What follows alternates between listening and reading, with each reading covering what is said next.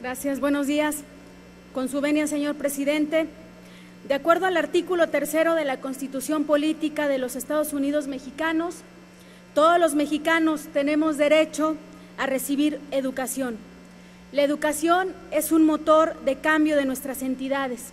En ello radica la importancia que sea accesible e inclusiva. Las personas con discapacidad se enfrentan a diversas limitantes que dificultan su vida cotidiana y la garantía de sus derechos. En las instituciones educativas no es la excepción.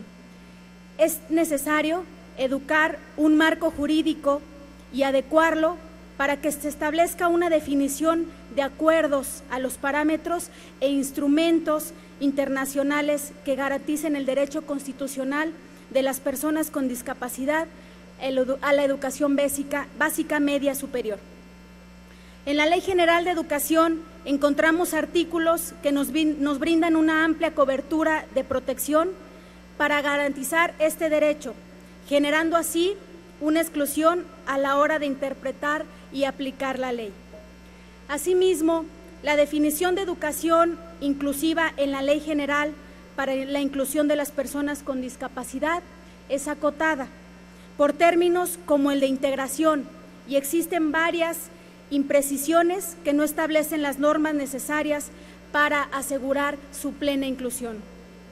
Al definir la inclusión educativa como un principio, establecemos un precedente de accesibilidad para las personas con discapacidad, para nuestros pueblos indígenas y para todos aquellos sectores que han sido excluidos del sistema educativo. La inclusión implica la modificación del entorno, eliminando barreras que presenten una limitación de aprendizaje de todas y todos los estudiantes en igualdad de condiciones. La educación inclusiva no puede alcanzarse sin una serie de ajustes integrales dentro de las escuelas, que deben realizarse de manera progresiva. En otras palabras, lograr una educación inclusiva prevé cambios radicales, pero no por ello inmediatos. Por el contrario, se debe de ir consiguiendo por medio de avances progresivos. La inclusión educativa no solo es un principio, es un derecho, y no solamente ampara a las personas con discapacidad.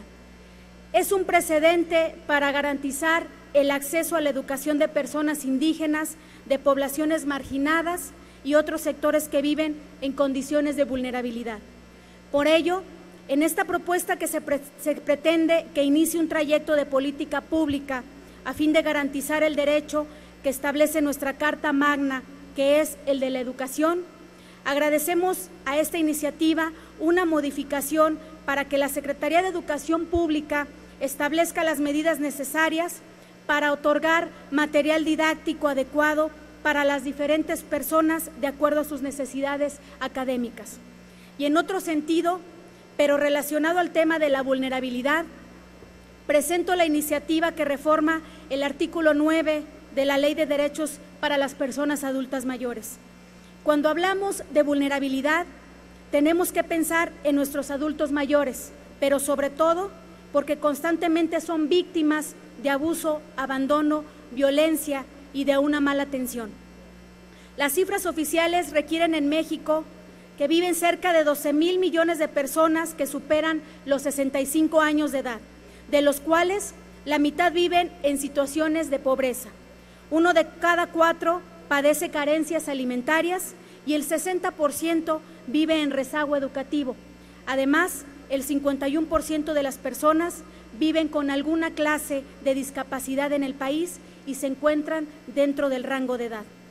Por eso presento esta iniciativa a fin de erradicar el abandono y el maltrato que se ejerce en contra de las personas adultas mayores.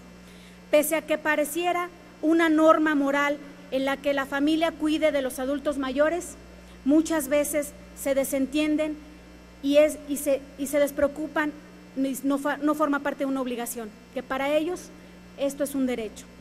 Con la propuesta que hoy pongo a su consideración, establecemos en la ley como una obligación el que las personas adultas mayores cuiden sus necesidades psicológicas, afectivas y psicológicas.